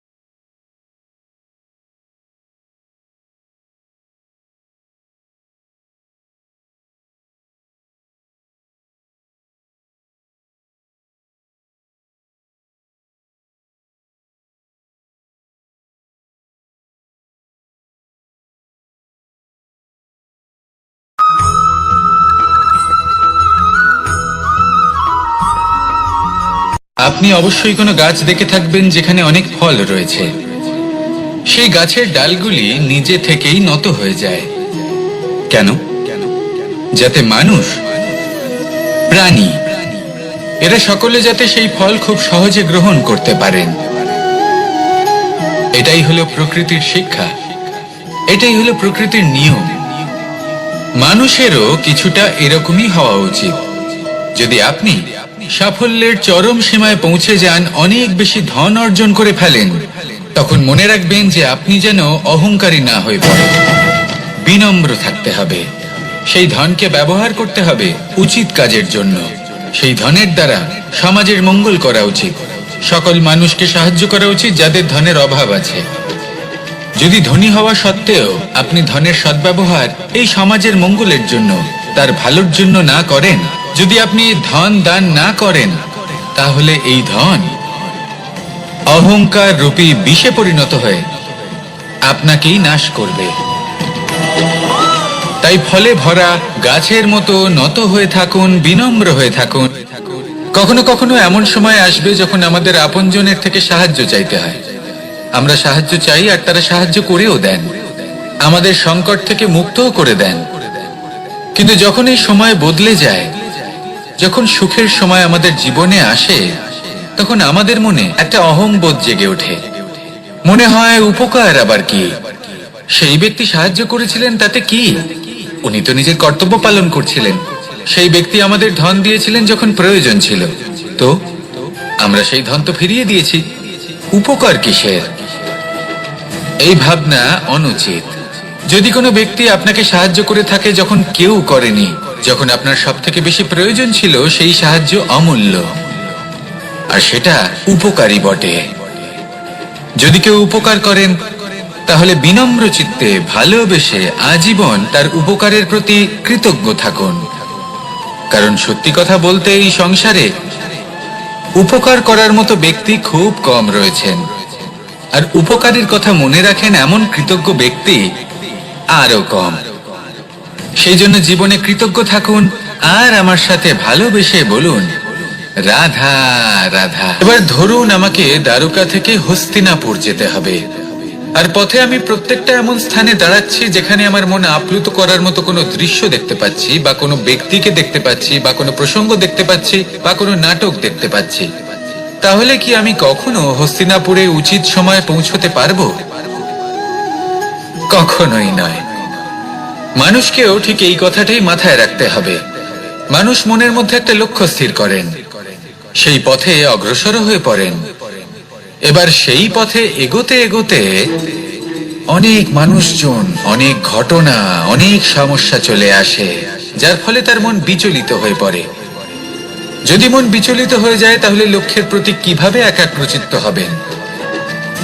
সেই জন্য অত্যন্ত আবশ্যক যে আপনি সময়ের সদ্ব্যবহার করুন সেই পথে চলার জন্য। সেই পথে সামনে এগোতে থাকুন, চোখ থাকবে শুধু লক্ষ্যের দিকে। যখনই আপনি বুঝবেন যে আপনি লক্ষ্যভ্রষ্ট হচ্ছেন, আবার সেই পথে নিজেকে টেনে আনুন। ঠিক এইভাবেই এগোতে থাকুন, সাফল্যের শিখরে গিয়ে পৌঁছুন, আর সেখানে গিয়ে আনন্দের সাথে উচ্চ স্বরে বলুন, রাধা রাধা। এগুলো হলো নিম পাতা। যদি এগুলো চেখে দেখেন, তাহলে মুখ বিকৃত হবে। এগুলো কি তেতো খেতে, হে নারায়ণ! এর থেকে বেশি তিক্ত সংসারে আর কিছুই হতে পারে না। হয়তো আপনি এগুলো ফেলেও দেবেন, কিন্তু যদি এই স্বাদের ঊর্ধ্বে উঠে এই নিমের বিষয়ে আপনারা জানতে চেষ্টা করেন, তাহলে আপনি জানতে পারবেন যে এই নিম কতটা বেশি গুরুত্বপূর্ণ, কত গুরুত্বপূর্ণ ওষুধ, আর আমাদের শরীরের জন্য কতটা বেশি লাভজনক। এই নিম, এর মধ্যে অনেক রোগের উপশম নিহিত রয়েছে। এবার জীবনে আমরা বিভিন্ন মানুষের সাথে পরিচিত হই, নেত্র দ্বারা তাদের দেখি, কিন্তু তাদের আমরা খুব একটা পছন্দ করি না। সেক্ষেত্রে আমাদের কি করা উচিত? অন্তর মন দিয়ে তাদের দেখা উচিত। ওনাদের রূপ রং নয়, ওনাদের ব্যবহার, ওনাদের গুণাবলী দেখা উচিত। কারণ হতে পারে ঠিক যেমন নিম পাতা বাস্তবে খুব তেতো কিন্তু আমাদের শরীরের পক্ষে লাভজনক, সেইভাবেই এইসব মানুষ যাদের দেখলে আমাদের ভালো লাগে না, যাদের রূপ রং আমাদের পছন্দ হয় না, হয়তো সেই মানুষগুলোই আমাদের জীবনকে পূর্ণরূপে পাল্টে দিতে পারেন। হতে পারে তাদের মধ্যে এমন ক্ষমতা রয়েছে, আমাদের সুখ, শান্তি, প্রেরণা প্রদান করতে পারেন, আমাদের দুঃখ হরণ করতে পারেন, আমাদের পথ দেখাতে পারেন। সেই জন্য যখনই কোনো ব্যক্তিকে দেখবেন, চর্মচক্ষু নয় অন্তর্মন দিয়ে দেখবেন, রূপ রং নয় গুণাবলী দেখবেন, মানুষকে আরো ভালোভাবে বুঝতে পারবেন। আর এই মন প্রসন্ন হয়ে বলবে, রাধা। আমি দ্বারকাধীশ এবং আমার সভাতে বিভিন্ন সময় বিভিন্ন ধরনের মানুষ আসেন, নিজেদের দাবি নিয়ে, নিজেদের ইচ্ছে নিয়ে। কখনো কেউ ভোজন চান, আবার কখনো কেউ ওষুধ, কখনো কেউ বস্তু চান, কেউ আবার চান বস্ত্র। কারোর জ্ঞান চাই, কারোর ধন চাই, আবার কারোর বাসস্থান। অনেক সময় আমি এই অনুরোধ, এই ইচ্ছে পূর্ণ করি না। এবার আপনি এটা ভাবতেই পারেন যে কৃষ্ণ তো তাহলে লোভী, ওর কাছে তো সবকিছুই রয়েছে, তারপরেও সে নিজের প্রজার ইচ্ছে পূর্ণ করে না, তাদের সমস্যাগুলি বুঝতে পারে না, তাদের সুখ স্বাচ্ছন্দ্য প্রদান করে না। আসল সত্য হলো এটাই যে কোনো সবল ব্যক্তি, যে কোনো গৃহস্থ ব্যক্তি যে কাজ করতে সক্ষম, তার পরিশ্রম দ্বারাই নিজের প্রয়োজনগুলি এবং ইচ্ছেগুলি পূরণ করা উচিত। এটা অত্যন্ত প্রয়োজনীয়। আর এগুলো তিনি করতে পারেন শিল্প, ব্যবসা, আচরণ অথবা জ্ঞানের ভিত্তিতে। এই পথে চলতে হবে, পরিশ্রম করতে হবে, তবেই সে কিছু অর্জন করতে পারবে। এবার এমন কোনো ব্যক্তি যার এই সব কিছুতে কোনো রুচি নেই, যে কিছুই করতে চায় না, সে কিছুই অর্জন করতে পারবে না। এবার এরকম কোনো ব্যক্তিকে যদি আমি কোনো বস্তু প্রদান করি, তাহলে কি হবে? সে পরাধীন হয়ে যাবে, আর সেটা উচিত হবে না। তাহলে কি করা উচিত? তাকে পথ দেখানো, তাকে বোঝাতে হবে যে কোন পথে চলে তুমি নিজের লক্ষ্য প্রাপ্ত করতে পারবে।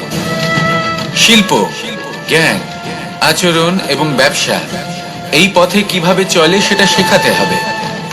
আর আমি সেটাই করি। তার ফলে কি হয়? ব্যক্তি স্বাধীন হয়ে যায়। সংসারে সে যা চাইবে তাই প্রাপ্ত করতে পারবে, কখনো কারোর থেকে কিছু চাইবার প্রয়োজন পড়বেই না। এই কথাটা সবসময় মনে রাখবেন। যখনই দান করবেন তা ভাবনা চিন্তা করে এমন ভাবে দান করবেন যাতে সামনের ব্যক্তি স্বাধীন হতে পারেন, পরাধীন নয়। আসুন আমার সাথে ভালোবেসে বলুন, রাধা রাধা।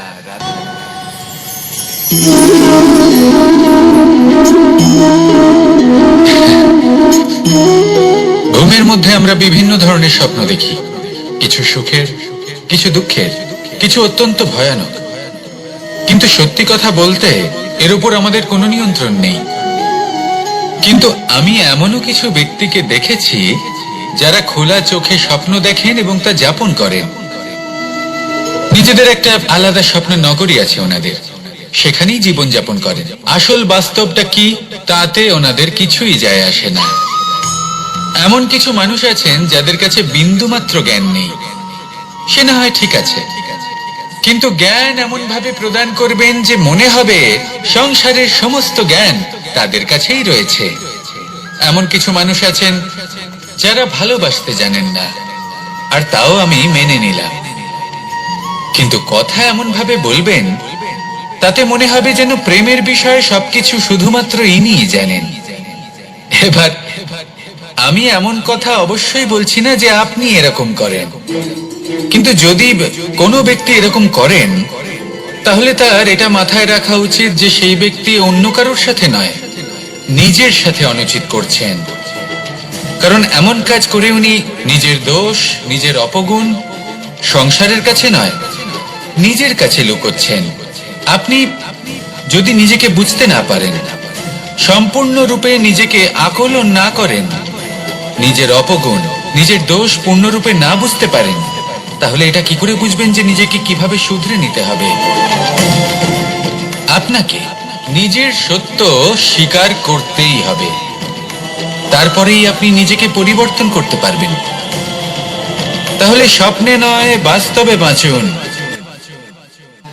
বিগত দিনের কিছু কথা মনে পড়ে গেল।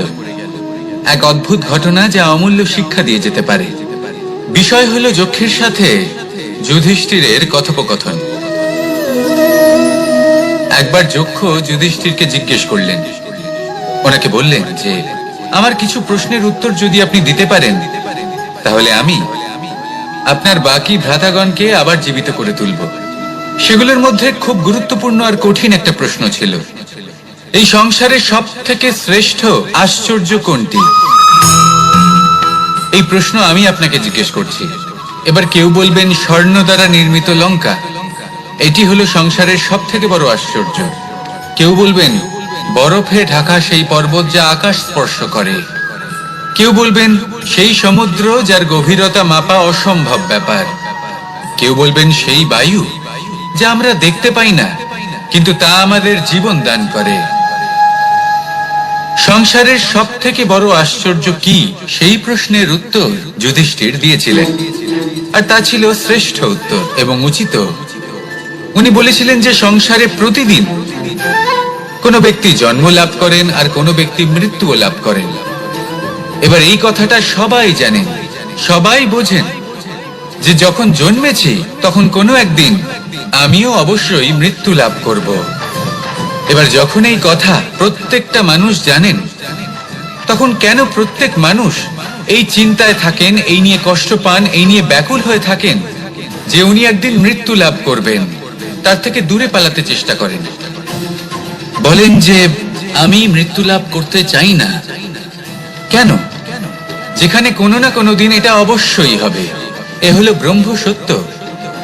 এই যে ব্যাকুলতা, এই ভয়, এই যন্ত্রণা, এই চিন্তা তার মনকে বাঁচতেই দেয় না, এই জীবন অনুভবই করতে দেয় না। সেই জন্য এই চিন্তা, ব্যাকুলতা, ভয় এসবের কি লাভ?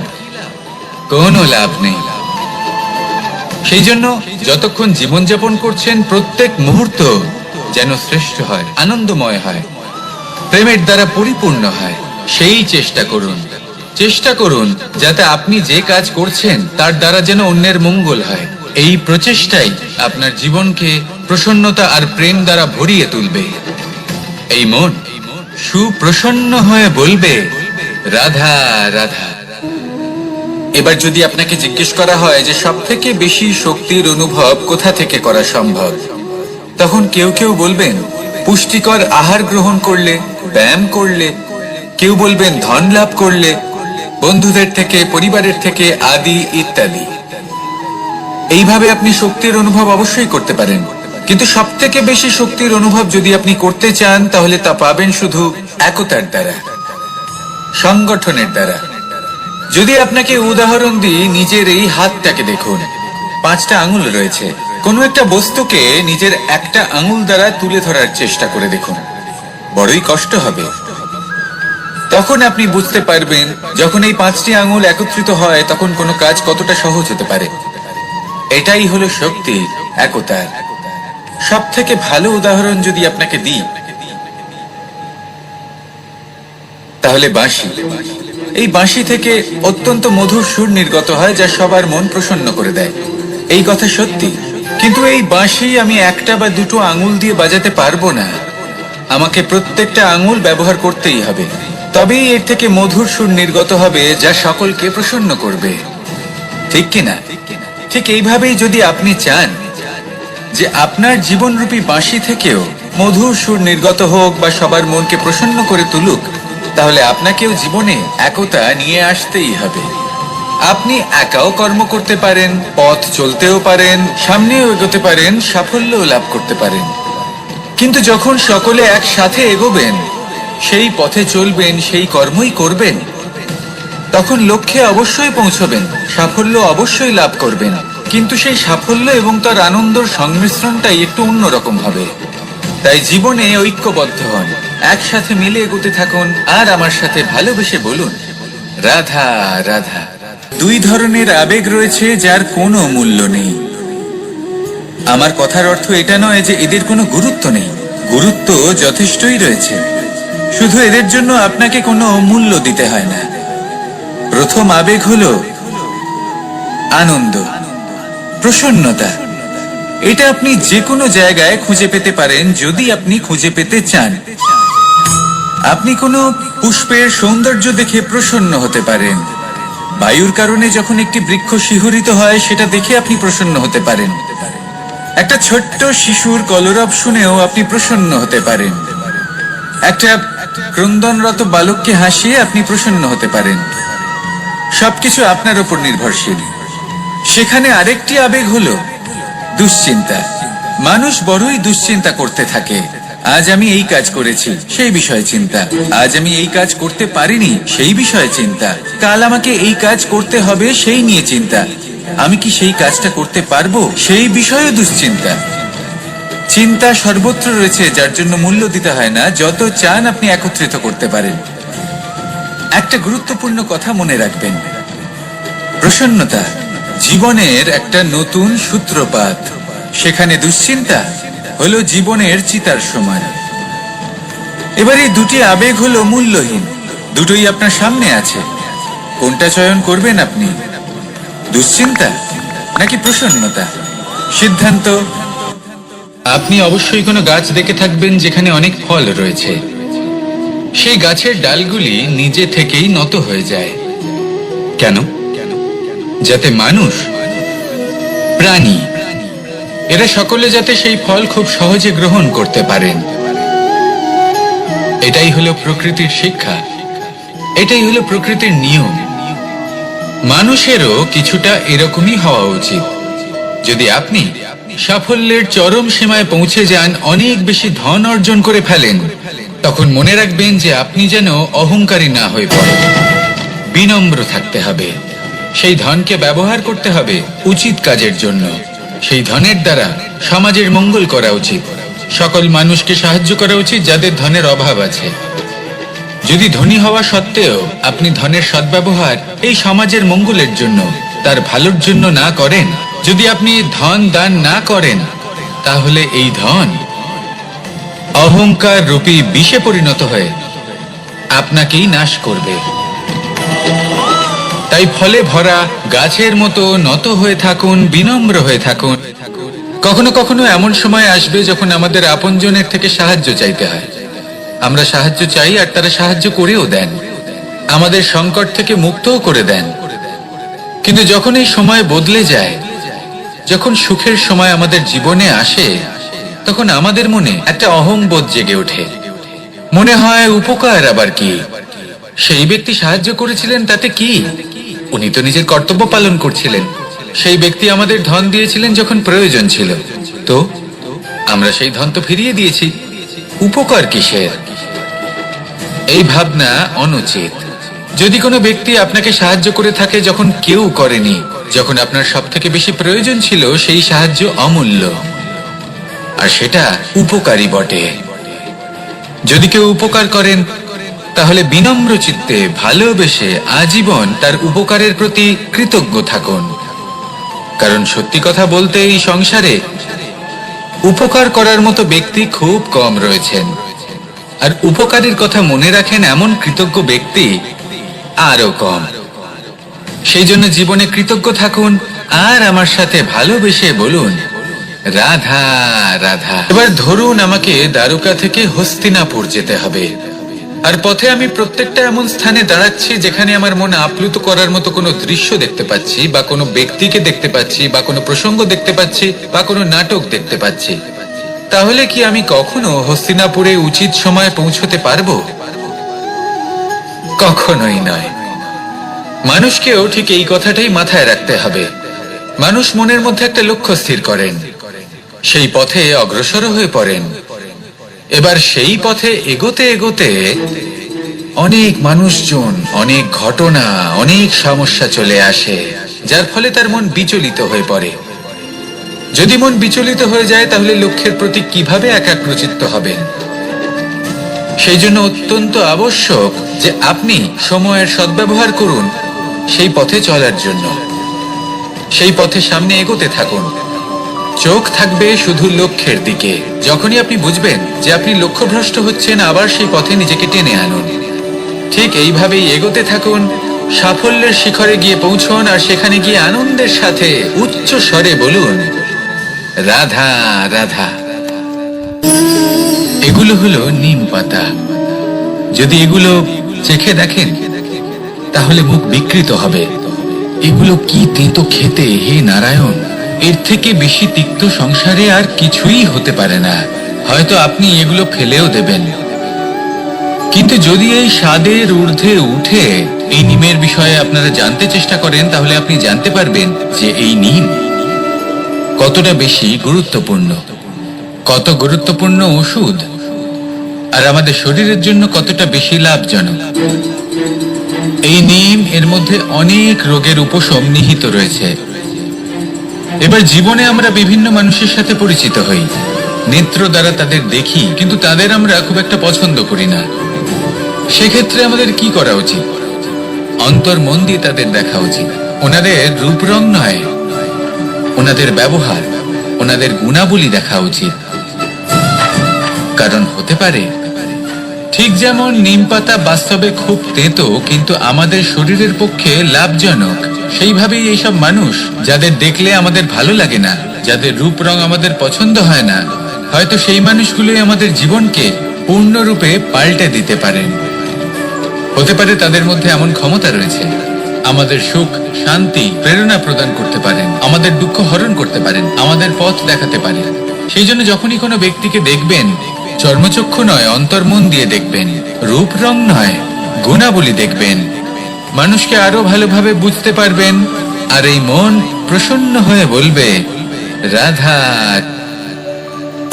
আমি দ্বারকাধীশ এবং আমার সভাতে বিভিন্ন সময় বিভিন্ন ধরনের মানুষ আসেন, নিজেদের দাবি নিয়ে, নিজেদের ইচ্ছে নিয়ে। কখনো কেউ ভোজন চান, আবার কখনো কেউ ওষুধ, কখনো কেউ বস্তু চান, কেউ আবার চান বস্ত্র, কারোর জ্ঞান চাই, কারোর ধন চাই, আবার কারোর বাসস্থান। অনেক সময় আমি এই অনুরোধ, এই ইচ্ছে পূর্ণ করি না। এবার আপনি এটা ভাবতেই পারেন যে কৃষ্ণ তো তাহলে লোভী, ওর কাছে তো সবকিছুই রয়েছে, তারপরেও সে নিজের প্রজার ইচ্ছে পূর্ণ করে না, তাদের সমস্যাগুলি বুঝতে পারে না, তাদের সুখ স্বাচ্ছন্দ্য প্রদান করে না। আসল সত্য হলো এটাই যে কোনো সবল ব্যক্তি, যে কোনো গৃহস্থ ব্যক্তি যে কাজ করতে সক্ষম, তার পরিশ্রম দ্বারাই নিজের প্রয়োজনগুলি এবং ইচ্ছেগুলি পূরণ করা উচিত। এটা অত্যন্ত প্রয়োজনীয়। আর এগুলো তিনি করতে পারেন শিল্প, ব্যবসা, আচরণ অথবা জ্ঞানের ভিত্তিতে।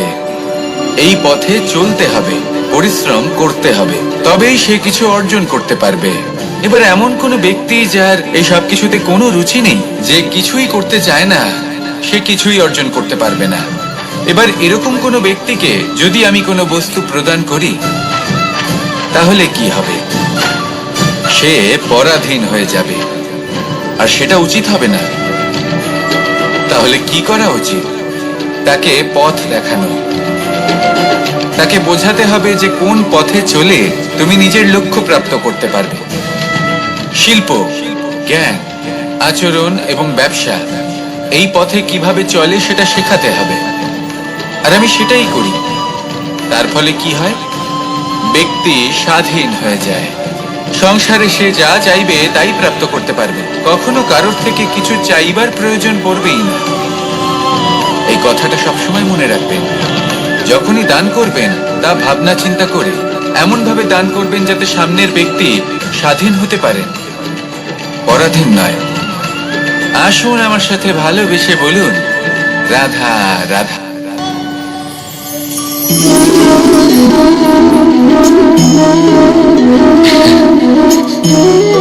ঘুমের মধ্যে আমরা বিভিন্ন ধরনের স্বপ্ন দেখি, কিছু সুখের, কিছু দুঃখের, কিছু অত্যন্ত ভয়ানক। কিন্তু সত্যি কথা বলতে এর উপর আমাদের কোনো নিয়ন্ত্রণ নেই। কিন্তু আমি এমনও কিছু ব্যক্তিকে দেখেছি যারা খোলা চোখে স্বপ্ন দেখেন এবং তা যাপন করেন। নিজেদের একটা আলাদা স্বপ্ন নগরী আছে ওনাদের, সেখানেই জীবন যাপন করেন। আসল বাস্তবটা কি তাতে ওনাদের কিছুই যায় আসে না। এমন কিছু মানুষ আছেন যাদের কাছে বিন্দুমাত্র জ্ঞান নেই। সে না হয় ঠিক আছে, কিন্তু জ্ঞান এমন ভাবে প্রদান করবেন যে মনে হবে সংসারের সমস্ত জ্ঞান তাদের কাছেই রয়েছে। এমন কিছু মানুষ আছেন যারা ভালোবাসতে জানেন না, আর তাও আমি মেনে নিলাম। কিন্তু কথা এমন ভাবে বলবেন তাতে মনে হবে যেন প্রেমের বিষয়ে সবকিছু শুধুমাত্র ইনিই জানেন। এবার আমি এমন কথা অবশ্যই বলছি না যে আপনি এরকম করেন, কিন্তু যদি কোনো ব্যক্তি এরকম করেন তাহলে তার এটা মাথায় রাখা উচিত যে সেই ব্যক্তি অন্য কারোর সাথে নয়, নিজের সাথে অনুচিত করছেন। কারণ এমন কাজ করে উনি নিজের দোষ, নিজের অপগুণ সংসারের কাছে নয়, নিজের কাছে লুকোচ্ছেন। আপনি যদি নিজেকে বুঝতে না পারেন, সম্পূর্ণরূপে নিজেকে আকলন না করেন, নিজের অপগুণ, নিজের দোষ পূর্ণরূপে না বুঝতে পারেন, তাহলে এটা কি করে বুঝবেন যে নিজেকে কিভাবে শুধরে নিতে হবে? আপনাকে নিজের সত্য স্বীকার করতেই হবে, তারপরেই আপনি নিজেকে পরিবর্তন করতে পারবেন। তাহলে স্বপ্নে নয়, বাস্তবে বাঁচুন। বিগত দিনের কিছু কথা মনে পড়ে গেল, এক অদ্ভুত ঘটনা যা অমূল্য শিক্ষা দিয়ে যেতে পারে। বিষয় হলো যক্ষের সাথে যুধিষ্ঠিরের কথোপকথন। একবার যক্ষ যুধিষ্ঠিরকে জিজ্ঞেস করলেন, ওনাকে বললেন যে আমার কিছু প্রশ্নের উত্তর যদি আপনি দিতে পারেন তাহলে আমি আপনার বাকি ভ্রাতাগণকে আবার জীবিত করে তুলব। সেগুলোর মধ্যে খুব গুরুত্বপূর্ণ আর কঠিন একটা প্রশ্ন ছিল, এই সংসারের সব থেকে শ্রেষ্ঠ আশ্চর্য কোনটি? এই প্রশ্ন আমি আপনাকে জিজ্ঞেস করছি। এবার কেউ বলবেন স্বর্ণ দ্বারা নির্মিত লঙ্কা, এটি হলো সংসারের সব থেকে বড় আশ্চর্য। কেউ বলবেন বরফে ঢাকা সেই পর্বত যা আকাশ স্পর্শ করে। কেউ বলবেন সেই সমুদ্র যার গভীরতা মাপা অসম্ভব ব্যাপার।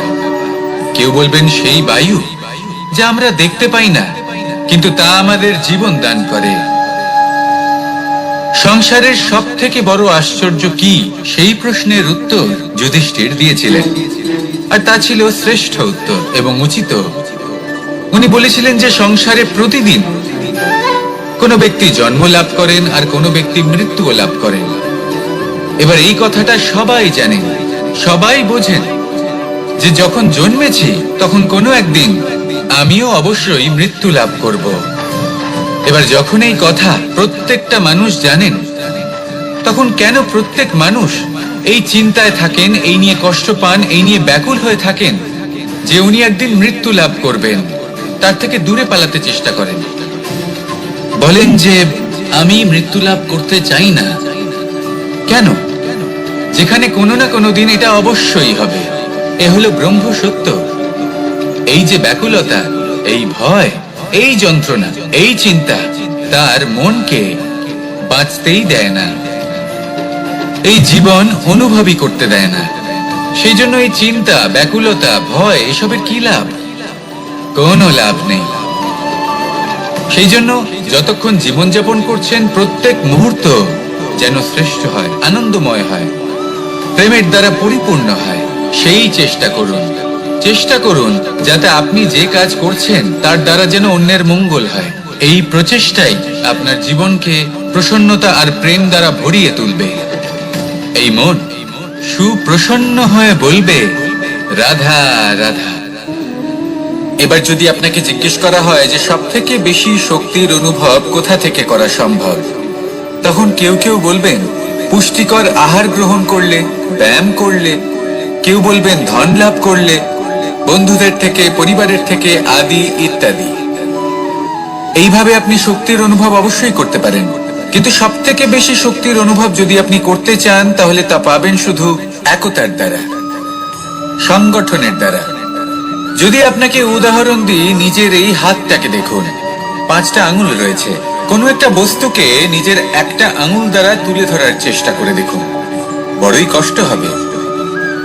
তখন আপনি বুঝতে পারবেন যখন এই 5টি আঙুল একত্রিত হয় তখন কোনো কাজ কতটা সহজ হতে পারে। এটাই হলো শক্তি, একতার। সব থেকে ভালো উদাহরণ যদি আপনাকে দিই তাহলে বাঁশি। এই বাঁশি থেকে অত্যন্ত মধুর সুর নির্গত হয় যা সবার মন প্রসন্ন করে দেয়। এই কথা সত্যি, কিন্তু এই বাঁশি আমি একটা বা দুটো আঙুল দিয়ে বাজাতে পারবো না। আমাকে প্রত্যেকটা আঙুল ব্যবহার করতেই হবে, তবেই এর থেকে মধুর সুর নির্গত হবে যা সকলকে প্রসন্ন করবে, ঠিক কিনা? ঠিক এইভাবেই যদি আপনি চান যে আপনার জীবনরূপী বাঁশি থেকেও মধুর সুর নির্গত হোক বা সবার মনকে প্রসন্ন করে তুলুক, তাহলে আপনাকেও জীবনে একতা নিয়ে আসতেই হবে। আপনি একাও কর্ম করতে পারেন, পথ চলতেও পারেন, সামনেও এগোতে পারেন, সাফল্যও লাভ করতে পারেন। কিন্তু যখন সকলে একসাথে এগোবেন, সেই পথে চলবেন, সেই কর্মই করবেন, তখন লক্ষ্যে অবশ্যই পৌঁছবেন, সাফল্য অবশ্যই লাভ করবেন। কিন্তু সেই সাফল্য এবং তার আনন্দের সংমিশ্রণটাই একটু অন্যরকম হবে। তাই জীবনে ঐক্যবদ্ধ হন, একসাথে মিলে এগোতে থাকুন, আর আমার সাথে ভালোবেসে বলুন, রাধা রাধা। দুই ধরনের আবেগ রয়েছে যার কোনো মূল্য নেই। আমার কথার অর্থ এটা নয় যে এদের কোনো গুরুত্ব নেই, গুরুত্ব যথেষ্টই রয়েছে, শুধু এদের জন্য আপনাকে কোনো মূল্য দিতে হয় না। প্রথম আবেগ হলো আনন্দ, প্রসন্নতা। এটা আপনি যে কোনো জায়গায় খুঁজে পেতে পারেন যদি আপনি খুঁজে পেতে চান। আপনি কোনো পুষ্পের সৌন্দর্য দেখে প্রসন্ন হতে পারেন, বায়ুর কারণে যখন একটি বৃক্ষ শিহরিত হয় সেটা দেখে আপনি প্রসন্ন হতে পারেন, একটা ছোট্ট শিশুর কলরব শুনেও আপনি প্রসন্ন হতে পারেন, একটা ক্রন্দনরত বালককে হাসিয়ে আপনি প্রসন্ন হতে পারেন। সবকিছু আপনার উপর নির্ভরশীল। সেখানে আরেকটি আবেগ হলো দুশ্চিন্তা। মানুষ বড়ই দুশ্চিন্তা করতে থাকে। আজ আমি এই কাজ করেছি, সেই বিষয়ে চিন্তা। আজ আমি এই কাজ করতে পারিনি, সেই বিষয়ে চিন্তা। কাল আমাকে এই কাজ করতে হবে, সেই নিয়ে চিন্তা। আমি কি সেই কাজটা করতে পারবো, সেই বিষয়ে দুশ্চিন্তা। চিন্তা সর্বত্র রয়েছে, যার জন্য মূল্য দিতে হয় না। যত চান আপনি একত্রিত করতে পারেন। একটা গুরুত্বপূর্ণ কথা মনে রাখবেন, প্রসন্নতা জীবনের একটা নতুন সূত্রপাত। সেখানে দুশ্চিন্তা হলো জীবনের চিতার সময়। এবার এই দুটি আবেগ হলো মূল্যহীন, দুটোই আপনার সামনে আছে। কোনটা চয়ন করবেন আপনি, দুশ্চিন্তা নাকি প্রসন্নতা? সিদ্ধান্ত। কে পৌঁছানো অত্যন্ত কঠিন হয়। কেউ ভাবেন যে কেন এত কঠিন হয়, কেন এত কষ্ট করতে হয় লক্ষ্যে পৌঁছানোর জন্য। এই লক্ষ্য সরলভাবে কেন আমার কাছে চলে আসে না? চলুন আপনাকে একটা কথা বলি, যদি আপনার লক্ষ্য কঠিন না হয় তাহলে তাকে পাওয়া আপনার পক্ষে অসম্ভব হয়ে উঠবে। লক্ষ্যে পৌঁছানোর এই রাস্তায় আপনি যে কড়া রোদের সম্মুখীন হন, যার থেকে আপনি দূরে পালাতে চান, সেই রোদ আপনাকে প্রেরণা যোগায় যে আপনি এগোতে থাকুন। ভাবুন একজন যাত্রী যে কিনা নিজের লক্ষ্যের দিকে যাচ্ছেন, সেই পথে উনি যদি একটু ছায়া পেয়ে যান আর উনি ওখানে বিশ্রাম নেন, তাহলে তার সাথে তার ভাগ্য গভীর নিদ্রায় সেখানে বিলীন হয়ে যায়। তাই এই পরিশ্রমের করা রোদের থেকে কখনো দূরে পালাবেন না। জীবনে শুধু সামনে এগোতে থাকুন দৃঢ়তার সাথে। আর লক্ষ্য সরল হোক, কঠিন হোক বা অত্যাধিক কঠিন হোক, একটা কথা মনে রাখবেন, যে জীবনের লক্ষ্যে পৌঁছতে পেরেছে সে লক্ষ্য প্রাপ্তির জন্য আফসোস কখনোই করে না। রাধা রাধা। এই সংসারে সাফল্য লাভ করার জন্য জ্ঞানের প্রয়োজন হয়, পরিশ্রমের প্রয়োজন হয়, দৃঢ় নিষ্ঠার প্রয়োজন হয়, নিরন্তর চেষ্টা করা প্রয়োজনীয়। কিন্তু আরো কিছু আছে যা অত্যন্ত প্রয়োজনীয় এবং গুরুত্বপূর্ণ। তা হলো ভালো বন্ধু। তাদের থাকা অত্যন্ত প্রয়োজনীয়। যদি ভালো বন্ধু থাকে তাহলে সময় এলে তারা ঢাল হয়ে আপনাকে সুরক্ষা করবেন। সময় এলে অস্ত্রের মতো শত্রুকে সংহারও করবেন। যদি তিনি জ্ঞানী হন, তাদের মধ্যে সদ্গুণ থাকে, তাহলে এই সব গুণ আপনার মধ্যেও প্রবেশ করবে। তাহলে সাফল্যের জন্য ভালো বন্ধু পাওয়া অত্যন্ত প্রয়োজনীয়। কিন্তু শুধু বন্ধু কেন, ভালো শত্রুও থাকা প্রয়োজনীয়। এবার আপনি ভাববেন, এ আমি কি বললাম? যদি আপনার জীবনেও ভালো অর্থাৎ শক্তিশালী শত্রু থাকে, তাহলে আপনিও শক্তিশালী হতে থাকবেন। এই শত্রু আপনাকে প্রেরিত করবে আরো বেশি শক্তিশালী হয়ে ওঠার। কখনো কোনো হরিণকে দেখুন, তীব্র গতিতে দৌড়তে থাকে, কেন তীব্র গতিতে দৌড়য়? এই কারণে নয় যে কোথাও তার জন্য মধুর ঘাস অপেক্ষা করে রয়েছে, না, সে এই কারণে তীব্র গতিতে দৌড়য় কারণ সেটা না করলে তার পেছনে একটি সিংহ আছে যে ওকে নিজের ভোজন করে ফেলবে। তাই জীবনে বিপদ, সংকট, এই সবকিছুও হলো অত্যন্ত গুরুত্বপূর্ণ। তার সম্মুখীন হতে শিখুন আর আমার সাথে ভালোবেসে বলুন, রাধা রাধা।